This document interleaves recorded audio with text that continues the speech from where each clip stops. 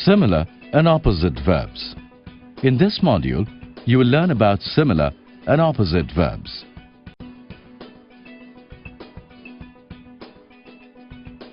A verb is a word that denotes in a sentence an action, an occurrence, or a state of being. In the sentences, flies fly, fly is a verb denoting an action. Stars twinkle at night, twinkle is a verb denoting an occurrence.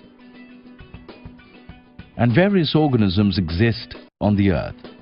Exist is a verb denoting a state of being. A verb can be similar in meaning to another verb. For instance, the verb eat has a meaning similar to the verb consume. A verb can also be opposite in meaning to another verb. For instance, the verb give has a meaning opposite to the verb take. Let us check out some more similar and opposite verbs. Similar verbs. Ignore and neglect. Both these verbs can mean give little or no attention to.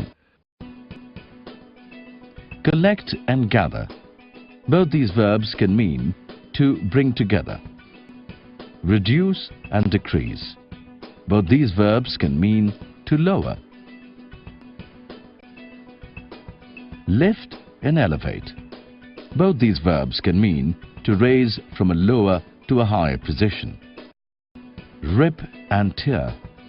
Both these verbs can mean to separate forcibly by pulling apart. Mend and repair. Both these verbs can mean to restore by replacing a part or putting together what is torn or broken. Opposite verbs. Shout and whisper. Shout means to speak in a loud voice, whereas whisper means to speak in a low voice. Drop and pick up. Drop means fall to a low level, whereas pick up means take and lift upwards. Make and break. Make means to create, whereas break means to destroy. Start and finish. Start means to begin or set out, whereas finish means to bring to an end. Push and pull. Push means to apply force to move something away, whereas pull means to apply force to draw something.